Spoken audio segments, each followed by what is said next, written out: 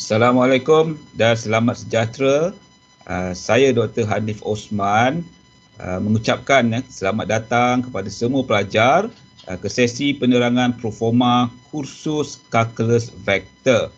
Okey, untuk makluman semua, tujuan sesi penerangan ini dijalankan adalah untuk mendedahkan kepada semua pelajar apa yang akan ditawarkan oleh kursus Kalkulus Vektor, terutamanya dari segi pengetahuan konseptual dan pengetahuan prosedural kalkulus vektor dalam menyelesaikan masalah kejuruteraan.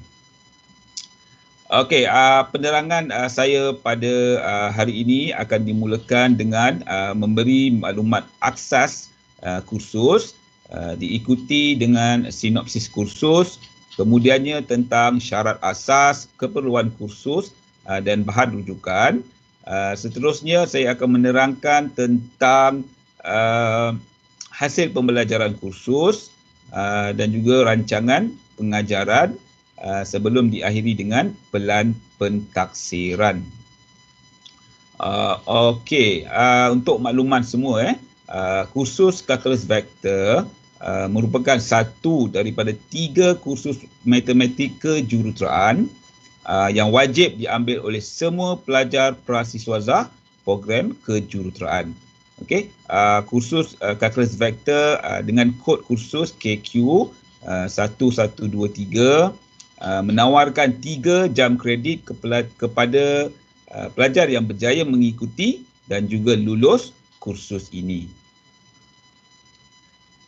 Okey, so sepanjang tempoh kursus ini dijalankan, pelajar akan diajar tentang bagaimana kalkulus vektor dan kalkulus kompleks boleh digunakan pada peringkat permulaan dalam menyelesaikan masalah berkaitan kejuruteraan. Okey, antara topik-topik yang anda akan pelajari adalah seperti perbezaan separa, fungsi vektor dan pelbagai jenis kameran.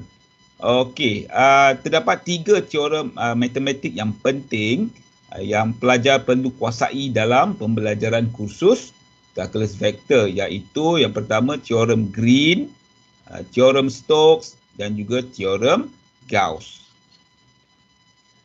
Okey, untuk kursus kalkulus vektor, tiada sebarang syarat keperluan dikenakan kepada pelajar yang ingin mendaftar kursus ini. Ini bermaksud semua pelajar sama ada di luar atau di dalam program kejuruteraan boleh turut sama mengikuti kursus kalkulus vektor. Okey, sukacita diingatkan di sini pelajar hendaklah memenuhi keperluan kursus seperti kehadiran, penyerahan dalam tugasan, komitmen terhadap pentaksiran kursus bagi melayakkan anda menduduki peperiksaan akhir. Untuk makluman semua, pada tahun-tahun yang lepas ada kes pelajar yang tidak dibenarkan menduduki peperiksaan akhir kerana apa? Kerana rekod kehadiran yang tidak baik tanpa memberi alasan yang munasabah. So pastikan anda mempunyai bukti seperti CJ sakit ataupun surat pelepasan jika terlibat dengan aktiviti rasmi universiti sekiranya anda tidak hadir ke kuliah. Okey, dalam menyokong proses pengajaran dan pembelajaran kursus kalkulus vektor, saya sarankan pelajar cuba untuk mendapatkan akses kepada 5 bahan rujukan utama seperti yang tertera pada skrin ini. Okey.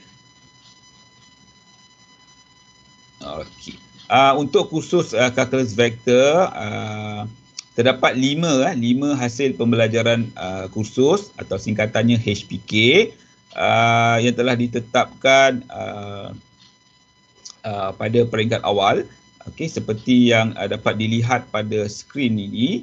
Okey, yang contoh yang pertama kalau saya boleh bacakan, hasil pembelajaran kursus pertama HPK 1 iaitu pada akhir kursus kalkulus vektor pelajar hendaklah berkebolehan mengaplikasi konsep asas permukaan dalam ruang dan juga terbitan separa untuk permasalahan asas kejuruteraan.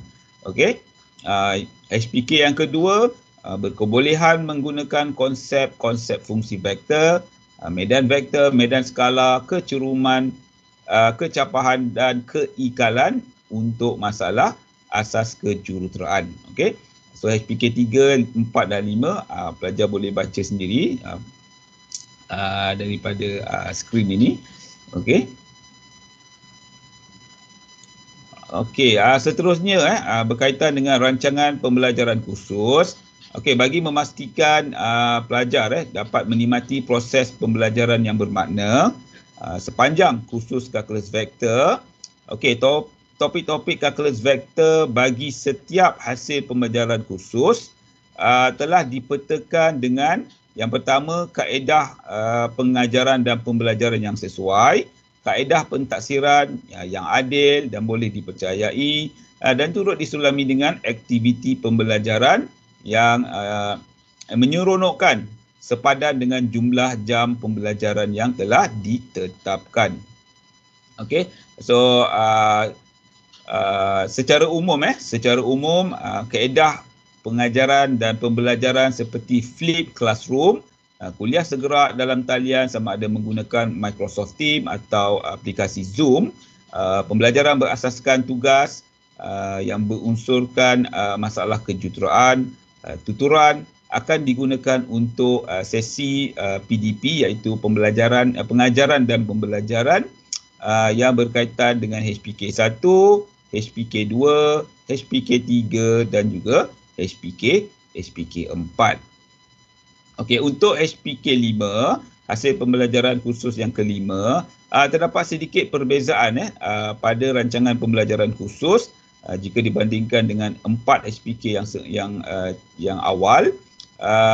Untuk PDP kalkulus kompleks akan melibatkan dua kaedah pengajaran dan pembelajaran iaitu perbincangan kumpulan kecil dan kuliah segerak dalam talian. Okey, untuk kaedah pentaksiran pelajar akan dinilai menggunakan instrumen kuis dan juga satu tugasan bertulis. Okey.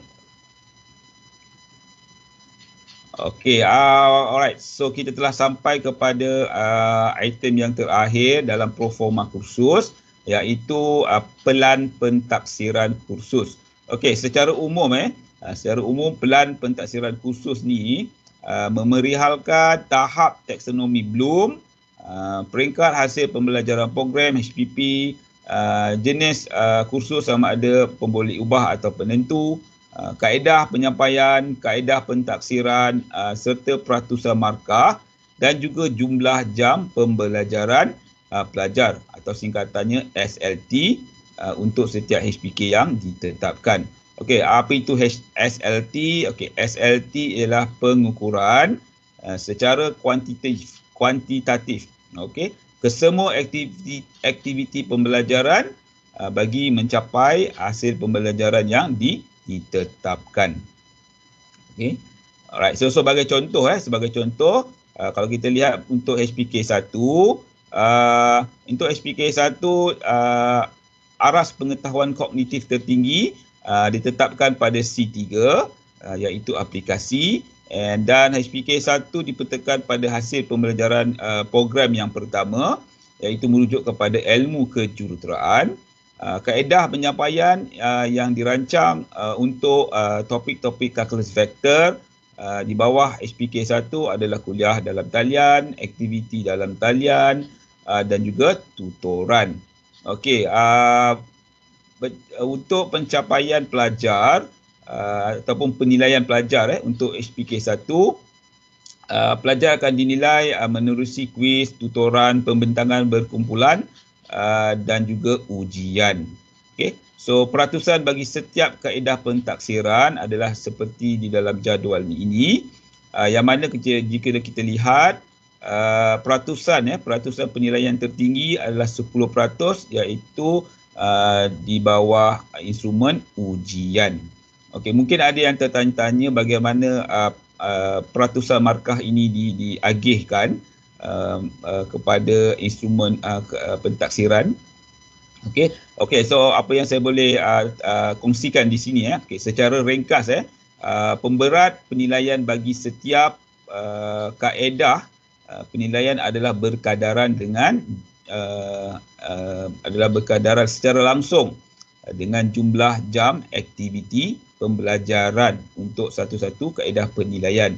So semakin tinggi jam aktiviti, semakin besarlah pemberat penilaian yang diberikan. Okey, kalau kita nak bandingkan sini, ujian 10%, kuis berapa ni 2%, bermaksud jumlah jam pembelajaran untuk ujian boleh dikatakan adalah lebih besar berbanding jam pembelajaran untuk kuis. Okey. Alright. So untuk 5 HPK yang kita ada untuk kursus kalkulus vektor ini so kalau kita tambahkan jam pembelajaran pelajar untuk ke semua HPK dilihat pada kolom yang terakhir ni, yang warna biru ni. Okey, so kita tambahkan jumlah jam pembelajaran bagi setiap kursus, jumlah terkumpul adalah 120 jam. So 120 jam bersamaan dengan 3 kredit. Okey, bagaimana 3 kredit ini ditentukan? Okey, so berdasarkan panduan yang ditetapkan oleh pihak universiti, 1 kredit bersamaan dengan 40 jam nosional. So untuk kursus kalkulus vektor kita ada 120 jam. Bermaksud kredit yang ditawarkan oleh kursus ini adalah 3 kredit. Okey. So jika anda berjaya mengikuti kursus ini, so anda akan mendapat 3 kredit. Telah sampai ke penghujung sesi penerangan pada hari ini. So sekiranya mana-mana pelajar memerlukan penerangan lebih lanjut tentang proforma kursus kalkulus vektor KQ 1123, sila berhubung dengan saya menerusi salah satu saluran yang berikut. Sama ada anda ingin menghubungi saya secara talian ataupun menghantar mesej ataupun WhatsApp pada nombor yang tertera di skrin. Alright, so sekian, terima kasih. Jangan lupa #pensyarah prihatin. Okey pelajar, bye-bye. Assalamualaikum dan jumpa lagi.